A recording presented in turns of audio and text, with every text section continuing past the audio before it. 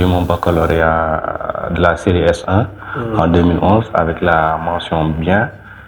Là encore, j'ai été 3e du centre. Durant ton parcours au lycée, est-ce que tu peux nous dire quelles étaient tes clés quels sont les éléments qui ont joué sur ton succès? Pour moi, il n'y a pas de secret. Pour réussir, surtout en série scientifique, il faut travailler. Si on veut exceller, il faut travailler. Il faut faire énormément d'exercices, ne pas se limiter aux exercices d'application qu'on fait en classe, ne pas se limiter aux cours du professeur. Ok. Bonjour et bienvenue dans notre émission. Alors aujourd'hui, on a un grand invité, de marque. Il s'agit d'un cadet polytechnicien que j'apprécie beaucoup et qui m'a fait l'honneur de venir assister à mon émission. Donc, il s'agit d'Arouna Sonko. C'est un professionnel actuellement, mais qui a fait un brillant parcours. Il a eu son bac en série S1 avec la mention bien. Il a eu à décrocher aussi un prix concours Junior Polytech, le prestigieux concours Junior Polytech qui est organisé par les élèves ingénieurs. Donc, il va nous partager son parcours, ses conseils, quelques anecdotes qu'il a vécues lors de son parcours. Vous n'allez vraiment pas sentir le temps passer. Donc, je vous invite à suivre cette émission jusqu'à la fin. Si le contenu qu'on propose vous plaît, n'oubliez pas aussi de nous encourager en likant cette vidéo, en la partageant et en vous abonnant massivement. Donc, je ne vous en dis pas plus. Restez jusqu'à la fin parce que ce qu'on va partager dans cette émission, c'est vraiment du lourd. Et je crois que ça peut servir à toutes les générations, notamment les générations actuelles, n'est-ce pas? Restez jusqu'à la fin. Abonnez-vous si ce n'est pas encore fait. Et à tout de suite. Allez, c'est parti.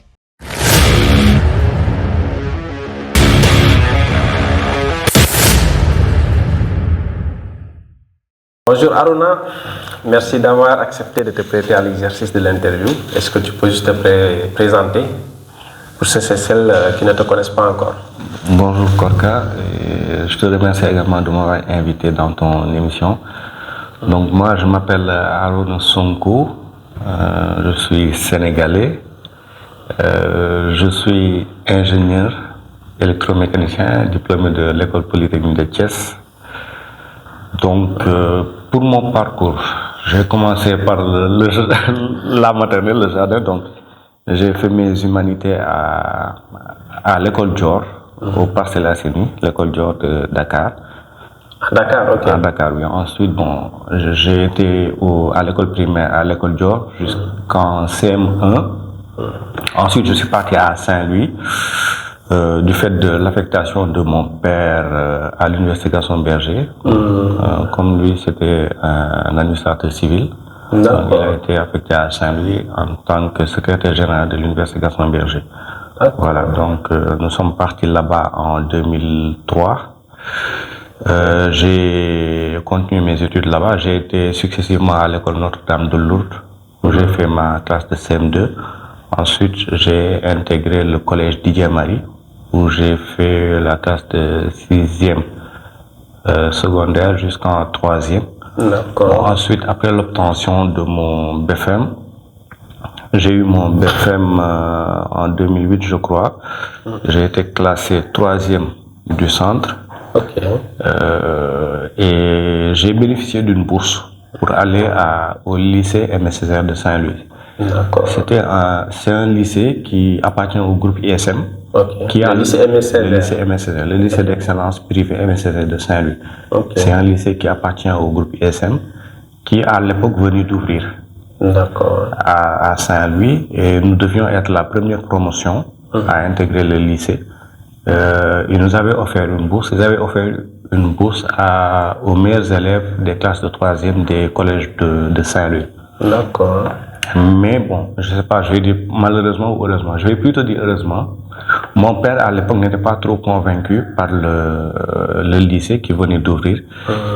Non seulement parce que c'est un lycée qui venait d'ouvrir, mais en plus parce que lui, c'est un fervent défenseur de l'école publique sénégalaise. Donc lui, il a préféré que j'aille au lycée Faidherbe de Saint-Louis.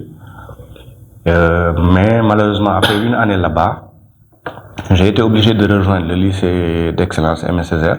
Okay. Parce qu'à l'époque, le lycée Faidherbe était en rénovation. On n'avait pas de salle de classe disponible. Quelquefois, on allait dans des écoles primaires pour faire nos cours. Bon, quelquefois, les salles n'étaient pas disponibles. Quelquefois, il y avait des grèves. Ce qui a fait que mon père a finalement décidé de m'amener au lycée Aimé Césaire. Donc j'ai fait la classe de première là-bas.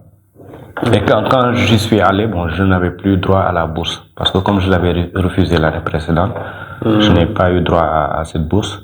Mais bon, donc j'ai continué là-bas. J'ai fait la classe de première S1 là-bas. Et la classe de terminale S1. D'accord. Et bon, j'ai eu mon bac là-bas en 2011. J'ai eu mon baccalauréat de la série S1 en 2011 avec la mention bien. Là encore, j'ai été troisième du centre.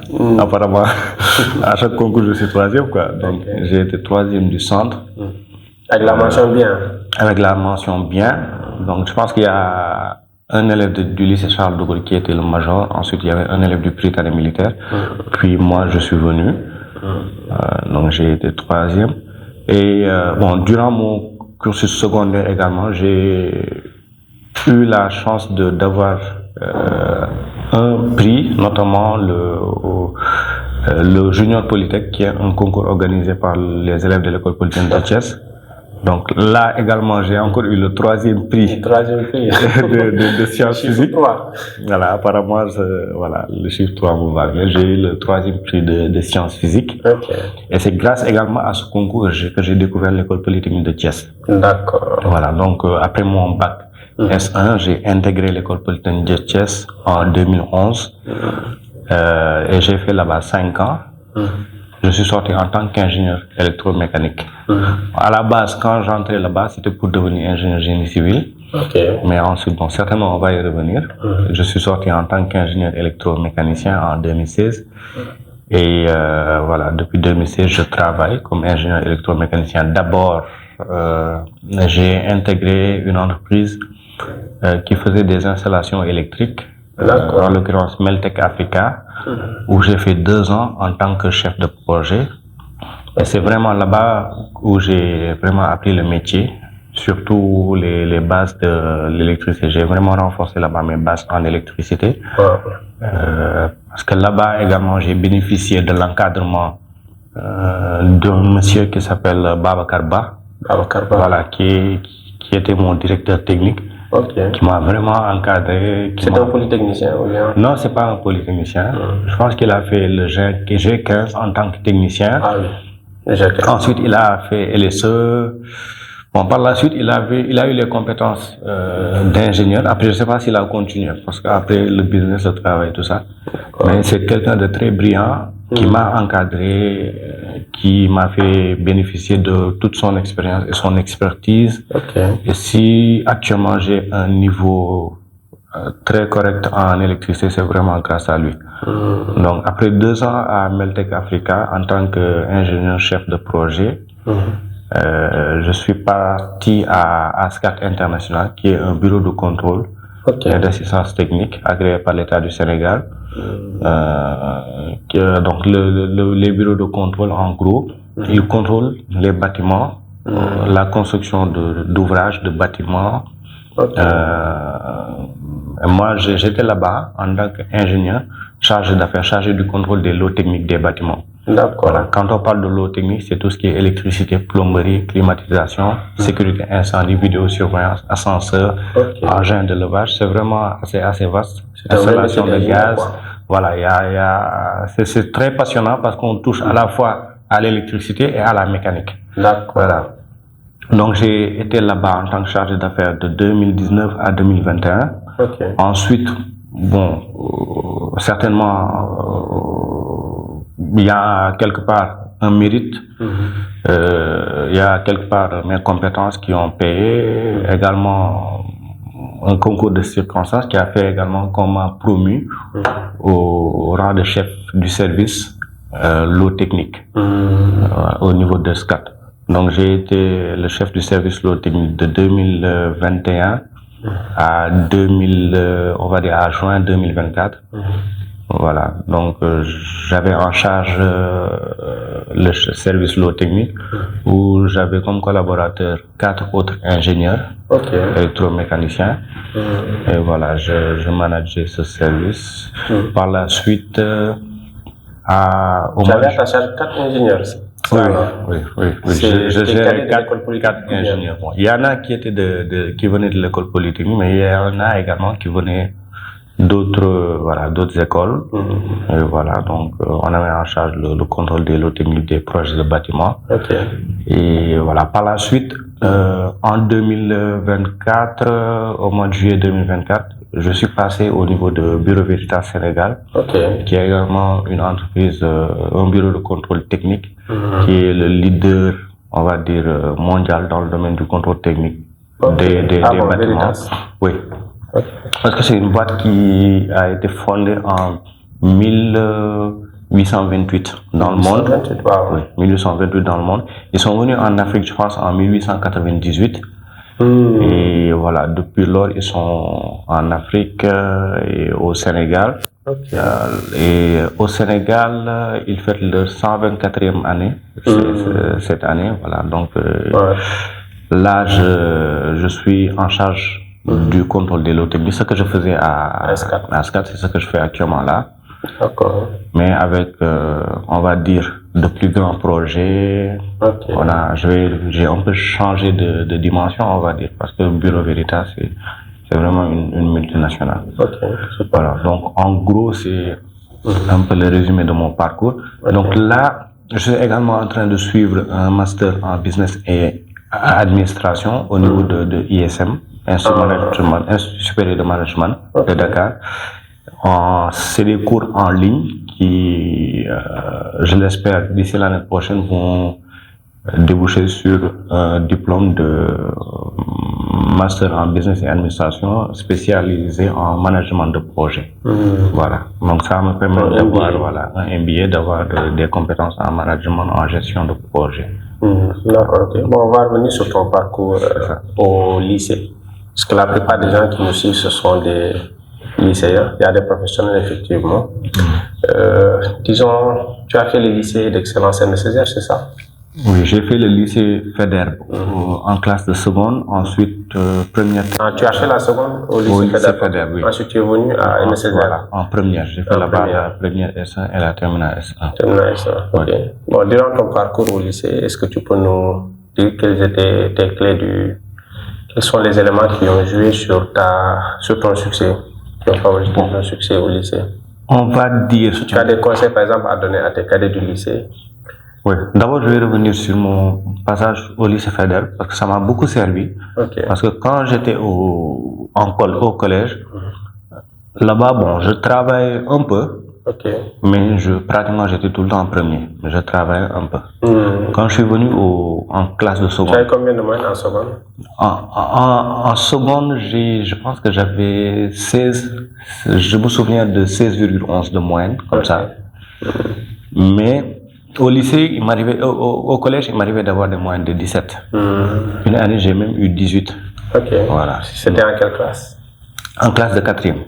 Voilà, j'avais eu une moyenne de 18,33. Voilà. Maintenant, quand je suis passé au lycée, en classe de seconde, il y avait d'autres élèves qui venaient d'autres lycées. Au premier devoir en mathématiques, j'ai eu 12. Et il y avait un autre élève qui venait d'un autre petit collège qui avait eu 17. Et cela m'a ouvert un peu les yeux. Cela m'a montré que je devais travailler plus si je voulais continuer à non seulement être premier, mais à exceller.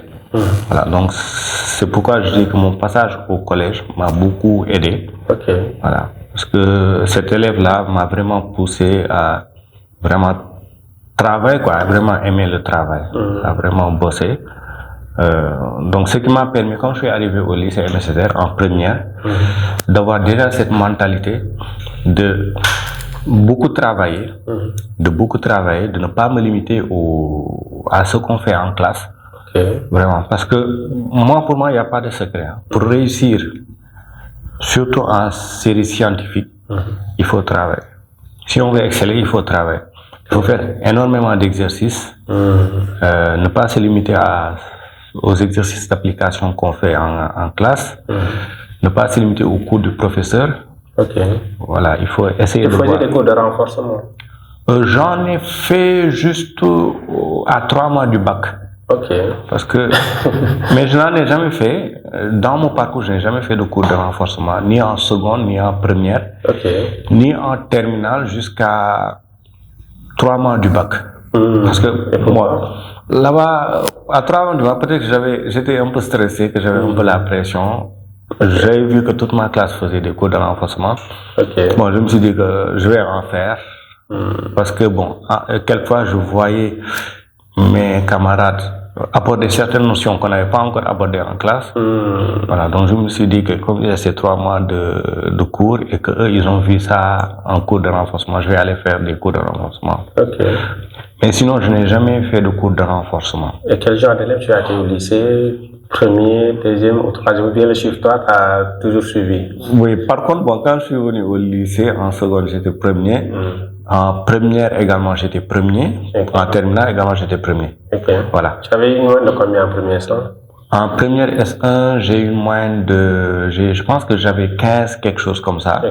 En terminale également, je pense que je tournais autour de 15. Voilà. Maintenant, brillant.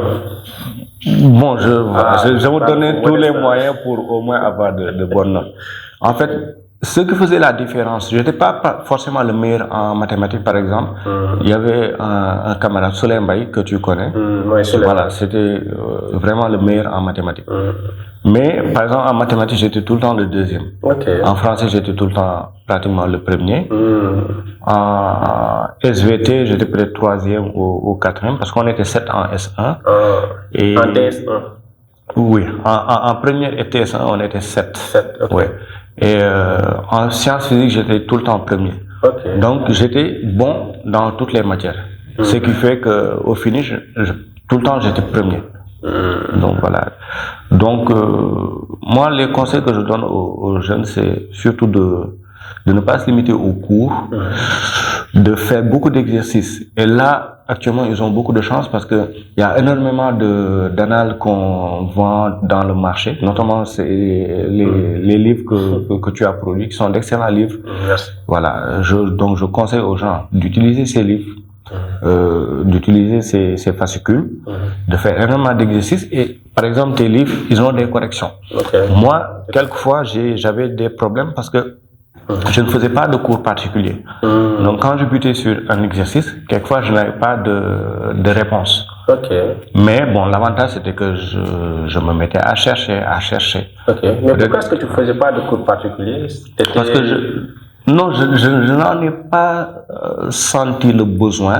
Je n'ai pas senti le besoin de faire ça parce que je me dis que je travaille assez chez moi. Et qu'il me fallait quand même un peu de temps de récupération et de loisirs. Parce que bon, mon calendrier était assez fourni au point que si j'essaie d'intégrer un cours particulier, bon, je ne pense pas que ça allait apporter le plus-value escompté. Au contraire, ça allait plus me fatiguer. Après, je ne dis pas qu'il ne faut pas en faire, mais tout dépend de la personne. Parce qu'il y a des personnes qui ont besoin d'être assistées. Voilà. Il y a d'autres personnes qui n'ont pas besoin de cette assistance. Moi, pour ma part, l'assistance du prof en cours suffisait. Après tout le reste, bon, je pouvais me débrouiller. C'était quoi ton livre de chevet, quoi, quand tu étais au lycée? En seconde? Quand j'étais au lycée, honnêtement, je ne lisais pas trop. J'ai commencé à lire, on va dire, quand j'ai terminé mon diplôme d'ingénieur. Peut-être que j'ai plus de temps. Mais en seconde, je me limitais pratiquement aux livres qui sont au programme. En maths, tu utilisais quel livre? En maths, j'utilisais le SIAM et ensuite les fascicules d'exercice qui étaient à ma disposition. Voilà. C'était quoi ta plus grosse note au lycée? Dans quelle matière? En maths, ma plus grosse note, je pense que ça devait être 19. Tu l'as eu en quelle classe? J'ai eu ça en première, j'ai eu 19. En terminale, je tournais autour de, on va dire, entre 15 et 17. 15 et 17. Et en PC, c'était quoi ta plus grosse note? C'était 20. Tu l'as eu en quelle classe? J'ai eu ça en première et en terminale. Parce que PC, vraiment, c'était ma matière. Voilà. En PC, j'avais tout le temps 20. Ah, tu avais tout en PC? Bon, généralement, on va dire 80% des devoirs, j'avais 20 en PC. En terminale en plus? En terminale en plus, oui. Bon. Tu as eu la mention bien au bac? J'ai eu la mention bien au bac. Et par contre, au bac, bon, en maths, j'ai eu 12. Parce que j'ai fait une petite erreur qui m'a suivi tout le reste de l'épreuve. En PC, j'ai eu 17. 17, ok. Voilà. Donc, c'était à combien de points d'avoir la mention très bien? Je n'avais pas calculé, mais je me dis que si j'avais peut-être eu 15 en maths, je pouvais avoir la mention très bien. Ok. Tu n'avais pas fait de prescription? J'en avais fait. J'en avais fait. J'ai eu des acceptations, mais mon père, il n'était pas trop chaud pour que j'aille à l'extérieur étudier. Parce que lui, dans le cadre de son travail, il a été là-bas. Il a été affecté là-bas, je pense que de 86, je crois, à 92. Il a été en Allemagne. Et lui, bon, il a vu des étudiants sénégalais qui sombraient dans l'alcool, dans la drogue et tout ça. Donc, ce qui a fait qu'il n'était pas du tout partisan, voilà, du fait que après le bac qu'on aille à l'étranger. Bon, néanmoins, il m'a accompagné dans mes démarches et tout. Mais bon, la petite anecdote, c'est que quand je devais partir à l'ambassade pour faire l'entretien, on a rencontré le père de Mohamedou Sarr, qui est un camarade de promo, avec qui d'ailleurs, par la suite, j'ai soutenu mon mémoire de fin d'études. On l'a rencontré et le père de Mohamedou Sarr avait dissuadé mon père il nous a demandé où est-ce qu'on allait, on lui a dit à l'ambassade et tout ça. Donc, il nous avait dissuadé d'aller vraiment d'aller à l'étranger parce qu'il disait que c'était pas la peine, que mon père allait dépenser beaucoup d'argent et tout. Bon, je suis quand même parti à l'entretien, j'ai fait mes entretiens et tout. Mais après cette discussion, mon père ne voulait vraiment plus que j'aille là-bas. Après moi, bon, je n'avais pas trop insisté parce que je me disais que quand même l'école polytechnique, c'est une grande école. Et je voyais beaucoup d'anciens qui sont sortis de cette école et voilà, qui ont bénéficié d'une très bonne insertion professionnelle. Donc, je me disais que j'aille à l'étranger ou que je reste ici, c'est plus ou moins la même chose. Et je me disais même que c'est le fait d'avoir rencontré le père de Sarr également, c'est un signe du destin. Parce que le jour de mon inscription à l'école polytechnique, j'ai rencontré Mohamedou Sarr à la scolarité. On s'est inscrits ensemble, on venait de se rencontrer, on s'est inscrits ensemble. Voilà. Et quand il s'est agi de faire le mémoire, on a partagé le mémoire. Voilà, on a fait notre mémoire ensemble. Et il a également été témoin de mon mariage. Voilà, donc. C'est ton ami. Voilà. Donc je me dis que c'est. On va l'inviter. C'est un signe du destin quelque part. Et là, bon, mon père a raison parce que là, ça va. Depuis que je suis sorti, ça va. Je ne chôme pas. Tu n'as jamais chômé? Non, jusqu'à présent, voilà, j'ai jamais chômé. J'espère que je vais chômer le jour où je vais me lancer dans ma propre affaire, quoi. Comment tu lances ta propre affaire, qu'il n'y a pas de chômage. Voilà, donc. Aruna, tu as eu le bac S1 avec la mention bien. Tu as fait la prescription, mais finalement Donc pourquoi est-ce que tu as décidé d'aller à l'école polytechnique déjà? Est-ce que c'était juste qu'est-ce qui a motivé ton choix? Bon, en fait, c'est plus par rapport à l'offre, on va dire entre guillemets l'offre du marché. Au Sénégal, quand tu as le bac de la série S, tu as le choix entre aller à l'université, faire les concours pour intégrer les écoles polytechniques, ESP, EPT,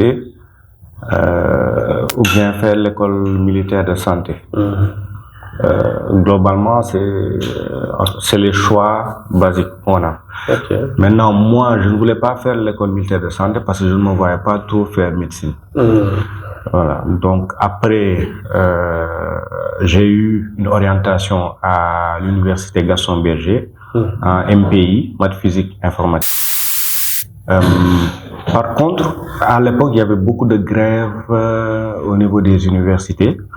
Donc je me disais que aller à l'université, au lieu de faire ce qu'on doit faire en une année, faire ça en 2 ans, perdre beaucoup de temps, bon, c'était pas trop le choix à faire, quoi. Donc, il restait à faire les écoles polytechniques, ESP, EPT. J'avais pas fait le concours de l'ESP. Parce qu'en fait, peut-être que je ne connaissais pas trop l'ESP. Par contre, je connaissais le PT, parce que j'ai connu le PT quand j'étais au lycée, par le biais du concours là dont je parlais, organisé par les élèves de l'EPT, les élèves ingénieurs. Donc, quand j'ai réussi à ce concours, ils nous avaient invités à l'EPT pour venir un peu découvrir et recevoir nos prix. Quand je suis allé à l'EPT, dans le cadre de cette invitation, j'ai vu un peu le social, le campus social, le campus pédagogique. J'ai vu que les ingénieurs, les élèves ingénieurs de l'école polytechnique de Thiès, comparés aux autres écoles, que ce soit l'ESP ou les universités, ils étaient dans un meilleur cadre de vie, dans un très bon confort, parce que pratiquement, j'ai vu que tous les élèves avaient une chambre, un lit. Il n'y avait pas de surpopulation, il n'y avait rien. Ils avaient un resto exclusivement dédié à eux, il y avait un terrain, il y avait une piscine. Donc, quelque part, ça m'a convaincu que si je fais le choix de l'école polytechnique, je vais avoir un cadre de vie correct et convenable et qui va me permettre d'être vraiment concentré sur les études. Et il y a également le fait qu'on avait pas mal mon père m'avait pas mal parlé de personnes, on va dire, célèbres, de haut cadre de la fonction publique, et également du privé, qui avaient fait l'école polytechnique. Et quand j'ai eu mon bac d'ailleurs, pour me dissuader de ne pas aller à l'extérieur, mon père m'avait amené, dans le cadre de son travail, il avait rencontré madame Marie Ndoye de Crène, qui était récemment directrice de la Société africaine de raffinage. À l'époque, elle était directrice du FERA, Fonds d'entretien routier autonome. Et dans le cadre de son travail, mon père était chargé du contrôle financier de la FERA, du FERA. Donc, il avait sollicité un entretien avec madame Marie Ndoye de Crène, qui m'avait reçu et qui m'avait convaincu du fait que rester ou bien choisir l'école polytechnique était un bon choix. Voilà, donc, et au sortir de cet entretien avec madame de Crène, pour moi, le choix était fait, quoi. Il fallait maintenant attendre que les résultats du concours. Et bon, vu mon dossier scolaire et vu ce que j'avais fait au concours, j'avais pas de doute au fait que j'allais réussir le concours. Donc, globalement, c'est ça qui a fait que j'ai intégré l'école polytechnique. Bon, c'était le seul concours que j'avais fait et l'école m'avait convaincu que j'allais bénéficier d'un cadre propice propice pour mon épanouissement intellectuel. Voilà, globalement, c'est ça. Bon, tu as fait tes 2 premières années à Polytechnique. À partir de la 3e année, tu as choisi quel génie? Électromécanique, oui, c'est ça. Et qu'est-ce qui a motivé ton choix? À la base, je voulais faire génie civil quand je suis parti à Polytechnique. Mais bon, quand j'ai intégré l'école et que j'ai vu les cours qui étaient dispensés, parce qu'en tronc commun, première et deuxième année, il y avait également des cours de génie civil qui étaient donnés. Il y avait des cours voilà, des cours de technique de construction qui étaient donnés. J'étais pas trop chaud sur les cours de génie civil. Ça ne m'emballait pas trop. Par contre, je me voyais plus, les cours liés à l'électromécanique me parlaient plus. À l'époque, il n'y avait pas de département informatique. Voilà, donc il fallait faire le choix entre génie civil et génie électromécanique. Et je me voyais plus faire électromécanique que génie civil. Et actuellement, bon, je ne le regrette pas. Tu ne le regrettes pas, Et quel genre d'élève tu as été à Polytechnique? Bosseur? Tu faisais partie des meilleurs? Bon, à Polytechnique, j'ai toujours été bosseur. Parce que, comme je l'ai dit, moi, j'aime bosser, j'aime travailler dur. Voilà, donc à Polytechnique, j'ai toujours été bosseur, je ne séchais pas les cours. Voilà, tu ne séchais pas? Non, moi j'étais tout le temps en classe, voilà, parce qu'il y en a qui séchaient, quoi. C'est les cours, mais moi j'étais tout le temps en classe, que ce soit des cours de français, de technique d'expression, de droit, j'étais tout le temps là-bas. Tu participais à tous les cours? Voilà, je participais à tous les cours, j'étais tout le temps devant également, je m'asseyais tout le temps à la première classe et tout, voilà. J'étais un élève normal, on va dire. Je faisais partie des premiers, on va dire, parce que bon, en première année, je pense que j'étais, si je ne me trompe pas, j'étais sixième, je crois. En deuxième année, j'ai oublié. Bon, à partir de la troisième année jusqu'en cinquième année, j'étais certainement peut-être deuxième ou troisième. Parce que je ne pense pas que j'étais le meilleur. Parce que j'avais un camarade, Massamba Fall. Massamba Fall, qui est vraiment brillant, qui était vraiment brillant et qui est toujours d'ailleurs. Il est où d'ailleurs, Massamba? Actuellement, il est à Philippe Maurice. Voilà, qui fabrique du tabac. Et j'étais un très bon élève, mais je ne pense pas que j'étais devant Massamba. Parce que, pour être honnête, je pense que c'était lui le major. Ensuite, peut-être que j'étais soit deuxième ou troisième. Par rapport à Sahar, on va dire. Bon, il y avait aussi d'autres élèves comme Baïbougo Sissoko qui étaient également brillants. Voilà. Mais je pense pas que j'étais meilleur que Massamba. C'était quoi ta matière préférée à Polytechnique? À Polytechnique, on va dire, bon, avec le recul, je me dis que c'était l'électricité. Voilà. Peut-être qu'à l'époque, c'était pas forcément, je ne m'en rendais pas forcément compte, mais actuellement avec le recul, je me dis que c'était l'électricité. Voilà. Tout ce qui est électricité du bâtiment, également tout ce qui est réseau électrique. Là, ça me parle plus. Peut-être que c'est parce que je travaille dans ça actuellement, mais ce sont des matières que j'ai beaucoup appréciées. Il y a également les matières qui ont un lien avec tout ce qui est gestion d'entreprise, des matières comme la gestion des opérations et de la production, qu'on apprend en quatrième année, je pense, quatrième ou cinquième année, qui sont également vraiment des matières qui me parlent. Des matières comme la recherche opérationnelle, également, voilà, ce sont des matières qui me parlent. Quelle est la plus grosse note que tu as obtenue à Polytechnique? À Polytechnique, je pense que j'ai eu soit 19 ou 20, mais bon, ce sont des matières où bon, il y avait beaucoup de 19 ou 20, hein, parce que déjà, bon, Polytechnique, il y a énormément de gens brillants. Après, c'est des matières comme ondes et vibrations. Voilà, donc là, pratiquement tout le monde a 19 ou 20, quoi. Donc c'est pas vraiment un mérite, quoi. Non, c'est du mérite, c'est du boulot. Ouais, bon, mais après, bon, c'est des matières, on va dire, accessibles, quoi. La pire note que tu as obtenue à Polytechnique? La pire note, je pense que j'ai eu 10, et c'était le premier devoir de physique. Avec Pamodi. Pamodi. Je pense que j'ai eu 10. C'était ma pire note. De tout ton parcours à Polytechnique? De tout mon parcours à Polytechnique, c'était ma pire note. Ça alors. Je pense que j'ai eu 10, ouais. Est-ce que tu as des souvenirs que tu voudrais partager? Bon, les souvenirs à l'école Polytechnique, etc. Les souvenirs que j'ai de là-bas. Bon, globalement, comment est-ce que tu trouves l'école Polytechnique? Voilà, c'est l'ambiance, l'environnement social. Bon, là-bas, honnêtement, on est une famille. Il y a beaucoup d'activités dans le cadre des sous-commissions du bureau des élèves. Il y a les activités sportives, que ce soit la natation, le football, le basketball. Il y a aussi le bureau des élèves, vraiment qui encadre tout ça. Tu faisais partie du bureau?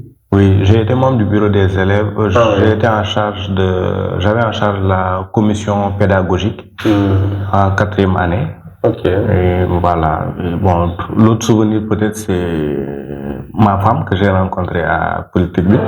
Bon, c'est pas un souvenir d'ailleurs, on est actuellement toujours ensemble. Voilà, donc ça fait partie des bonnes choses que j'ai connues à Polytechnique. On va dire. Super. Et selon toi, quels sont les facteurs qui ont participé ou bien contribué à ta réussite à Polytechnique?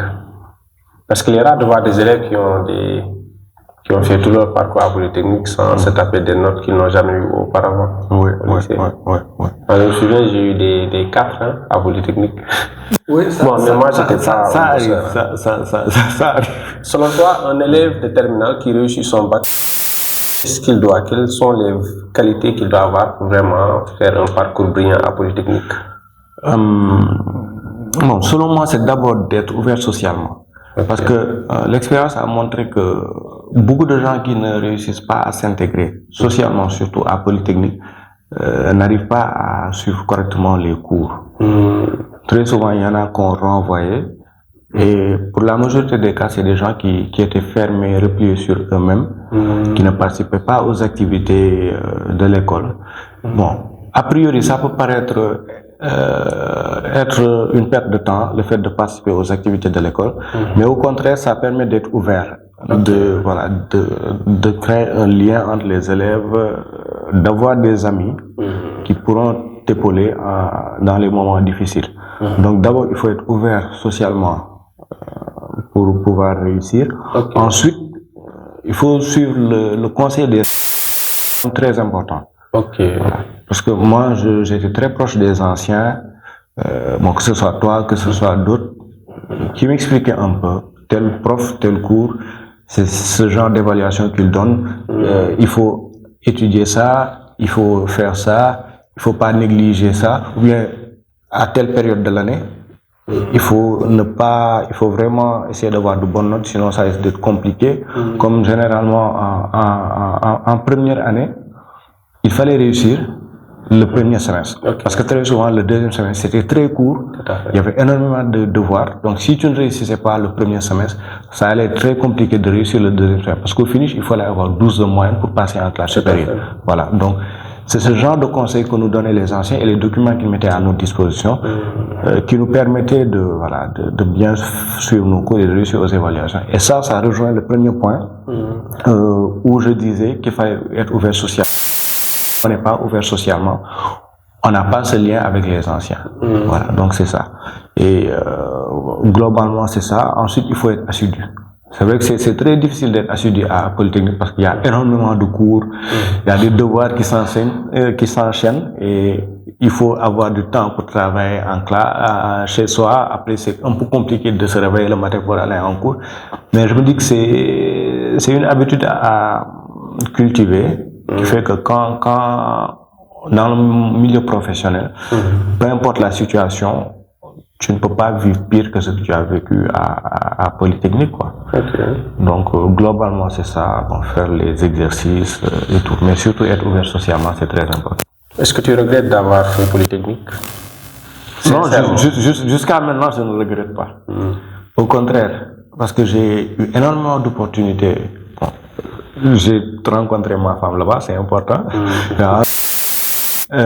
J'ai eu à part mon premier poste, où ça a été une candidature spontanée, mon second poste au niveau de SCAT International, c'est un ancien de Polytechnique qui m'a attiré là-bas. Il était là-bas, il m'a attiré, en l'occurrence Mohamedou Lagué.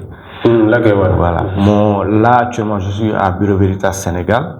Là, c'est une de mes anciennes, en l'occurrence Awa Diagne, Maramba. Voilà. Elle est toujours à Veritas. Non, elle a quitté. Elle a quitté. Donc, c'est elle qui devait quitter et qui m'a recommandé.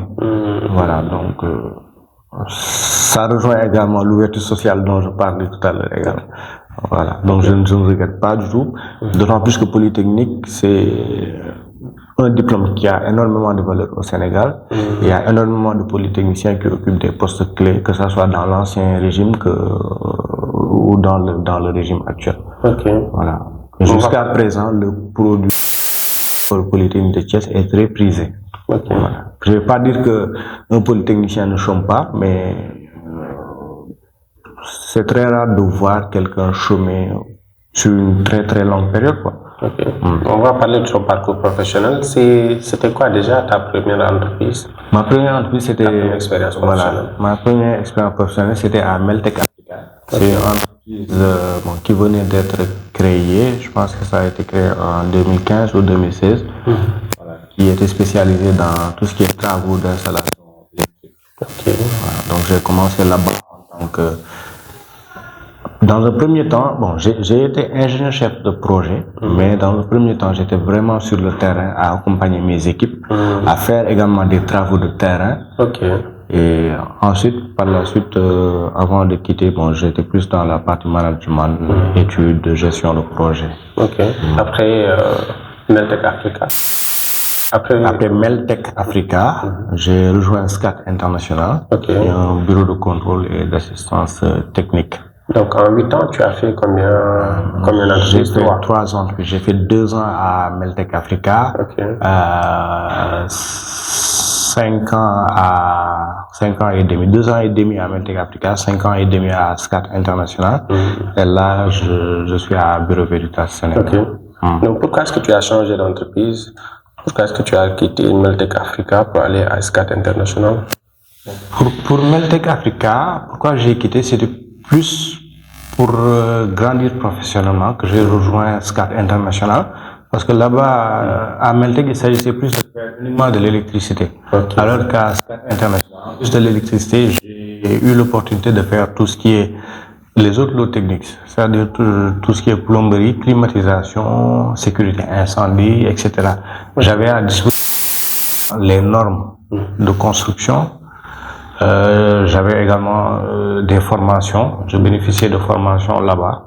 Et c'était l'occasion également d'intégrer une plus grande boîte, mieux structurée, et d'avoir l'opportunité de faire de grands projets. C'est d'ailleurs là-bas que j'ai eu l'occasion de participer à la construction du stade de Diamniadio, le stade Abdoulaye Wade, qui est pratiquement le plus grand projet du Sénégal, on va dire, durant ces 5 dernières années. Donc c'était plus dans l'optique de grandir professionnellement que j'ai quitté Meltec Africa pour rejoindre SCAT International. Tu as fait 5 ans et demi à SCAT International. C'est ça. Tu es venu à Veritas. Oui, je viens récemment de rejoindre ce changement de Veritas. De carrière. Parce qu'à un moment donné, je me dis que pour encore évoluer, il faut savoir bouger. Pour éviter de stagner. Généralement, je me dis au bout de 5 ans, si l'entreprise dans laquelle tu es ne te propose pas autre chose en termes d'évolution, tu risques de stagner, de faire tout le temps la même chose. Donc, arrivé à un moment donné, je me suis dit que il me faut faire d'autres formations pour me renforcer en termes de compétences et également essayer d'évoluer pour essayer de voir plus grand. Et c'est dans ce sens que j'ai rejoint Bureau Veritas Sénégal, qui fait exactement la même chose que SCAT International, en plus d'avoir d'autres départements que n'a pas SCAT. Mais au-delà, ça me permettra de bénéficier des formations parce que Bureau Veritas, c'est une multinationale qui a un réseau partout à travers le monde, qui a à peu près, on va dire, je pense qu'on est à 43 000 collaborateurs. 43 000 à travers le monde, si je ne me trompe pas, 43 000 collaborateurs. On intervient dans énormément de pays. En Afrique, on est pratiquement dans 40 pays. 40 pays. Donc, on fait de grands projets. Et donc, pour moi, il y avait comme objectif de me renforcer en termes de compétences, d'intégrer une plus grosse boîte, une multinationale, pour voir un peu comment sont gérées les multinationales, comment sont organisées les multinationales. Globalement, c'est ça, et également de bénéficier d'une meilleure rémunération, parce que c'est quand même important. Bon, on va parler d'argent. Durant ton parcours professionnel, quel a été le pire salaire que tu as gagné? Le pire salaire, bon, je vais pas dire le pire salaire, j'ai commencé avec 150 000.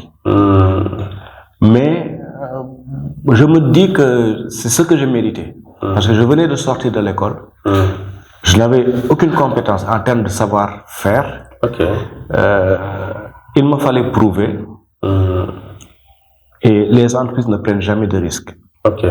Voilà. Donc, il fallait accepter ça, accepter le fait que les entreprises ne prennent jamais de risques, que j'avais tout à prouver, que j'avais énormément à apprendre.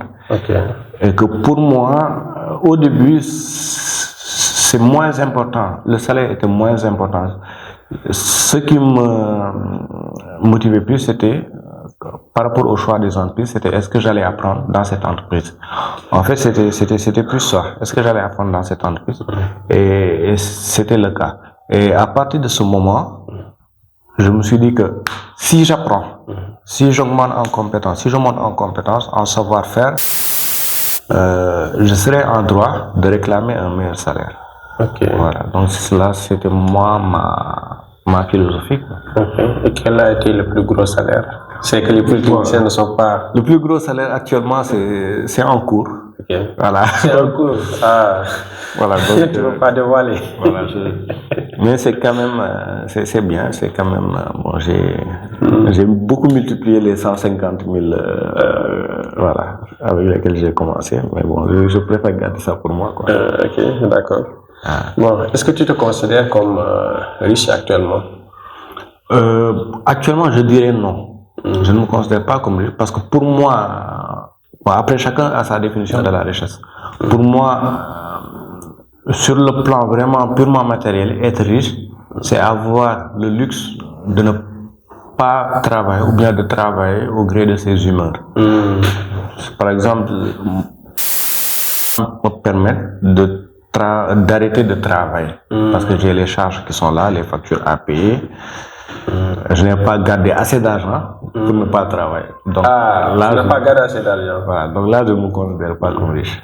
Est-ce que tu es un grand épargneur, quoi?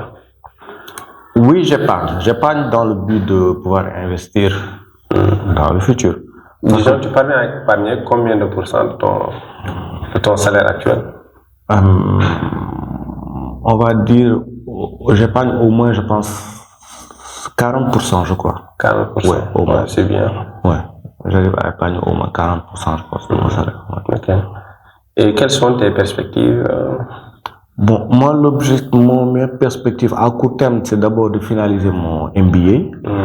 Ensuite, peut-être je vais passer quelques temps à Veritas. Bon, j'espère qu'il ne va pas être fâché. Je vais passer quelques temps là-bas, histoire de bien apprendre, d'acquérir des choses qui me manquent. Mais après, l'objectif pour moi, c'est vraiment soit d'être à mon propre compte ou bien d'être dans un job bon, qui me permet d'avoir plus de temps pour moi, quoi. Parce que l'objectif, c'est pour moi dans la vie, à travers le travail, tout ça, c'est d'avoir la liberté, quoi. Voilà. La liberté. Voilà. Et la liberté, cela passe par soit avoir son entreprise, ou bien être dans une activité, voilà, que nous gérons, quoi, qui nous permet de dire aujourd'hui on travaille. Et là, je pense que c'est uniquement dans son entreprise qu'on peut avoir cette liberté, quoi. Okay. Donc l'objectif, c'est vraiment après d'être à mon propre compte. Ouais, est-ce que tu as des conseils à donner à tes cadets polytechniciens, bien à tes cadets du lycée? Oui, le principal conseil que je leur donne, c'est d'être humble. L'humilité, c'est très important de savoir qu'on n'a pas le monopole de la connaissance. Peu importe le diplôme qu'on a, on verra toujours quelqu'un soit d'aussi bien formé que nous ou peut-être de mieux formé que nous. Donc la première chose, c'est l'humilité. Le travail, c'est important parce que moi, ce que j'ai remarqué avec les nouvelles générations, c'est que ils ne sont pas très emballés par le travail. Par exemple, quand tu leur donnes un sujet, au lieu de faire beaucoup de recherches, d'essayer de traiter la chose par eux-mêmes, peut-être dans le cadre du travail par exemple, ils ont automatiquement recours à... Ils demandent tout le temps. Tout le temps. Alors qu'il y a certaines choses qu'on peut ne pas demander. Quand on va sur Google, on peut vérifier. Tout à fait. Voilà, essayer d'avancer par soi-même. Ou bien même quand on demande, on des propositions. J'ai regardé ça, j'ai vu qu'ils font ça comme ça. Moi, je pense que ça. Tout à fait. C'est mieux que d'avoir une démarche du genre, comment on fait ça, comment vous avez l'habitude de faire ça, comment. Voilà. J'ai vu quelque part dans le net un gars qui dit que quand tu vas voir ton patron, il faut y aller avec des solutions. Tout à fait. Mais il ne faut pas y aller avec des questions, ou bien y aller avec une démarche qui fait que ton patron fasse le travail à ta place. Parce qu'au finish, le patron, il va se dire qu'il n'a pas besoin de toi, vu que c'est lui qui fait le travail à ta place, ou bien que il va avoir un problème de confiance à ton égard. Voilà. Donc, moi, je suis plus dans cette démarche-là, quoi. Okay. Donc, c'est l'humilité, le travail, et voilà. Je pense qu'avec ces deux valeurs-là, on peut... Et ce qu'ils doivent savoir, c'est que forcément, quand on va dire grandir en compétences, forcément l'argent va suivre. Forcément. Forcément. Il ne faut pas réclamer l'argent alors qu'en termes de compétences, tu ne vaux pas grand-chose. Quand tu es compétent, forcément, forcément l'argent va suivre. Tout à fait. Forcément. C'est vrai. Forcément. Bon, et quel est ton mot de la fin? Bon, le mot de la fin, c'est vraiment te remercier de m'avoir invité, parce que je trouve que ce que tu fais est très intéressant et tu es un modèle d'audace. Parce que, je vais dire audace parce que tu aurais pu faire comme nous, hein, sortir de l'école, trouver un job, avoir ton véhicule, ton salaire, faire les 8 heures de temps par jour, rentrer chez toi, profiter de ton week-end et refaire la même chose. Mais entreprendre dès la sortie. Déjà, quand tu étais à l'école, tu es entrepreneur. Donc là, tu continues dans ce sens, peut-être dans des domaines qui sont carrément à l'opposé de ce que tu as appris à l'école. Mais vraiment, c'est vraiment, pour nous, tu es un modèle avec d'autres. Et vraiment, pour ça, c'est vraiment te féliciter et t'encourager dans ce sens. Et c'est toujours un plaisir, moi, quand je vais dans les librairies, de voir tes ouvrages. Parce que quelque part, j'ai quand même participé au départ, voilà, dans ces ouvrages-là. Mais c'est vraiment un plaisir de voir, parce que je mesure le chemin parcouru, la qualité de tes ouvrages actuellement. Je mesure vraiment le chemin parcouru. Et autre chose également, c'est vraiment le rêve que tu vends aux gens, aux élèves. Parce que je me dis qu'une vie sans rêve, ce n'est pas une vie. Tout à fait. Elle peut même ne pas d'être vécu, quoi. Tout à fait. Il faut vraiment vendre du rêve aux jeunes et leur montrer les moyens, les voies à suivre pour vraiment accéder à ces rêves-là. Donc vraiment, je te remercie et je serai toujours à ta disposition pour t'accompagner dans tes projets. Voilà. En tout cas, merci d'avoir répondu présent à l'invitation.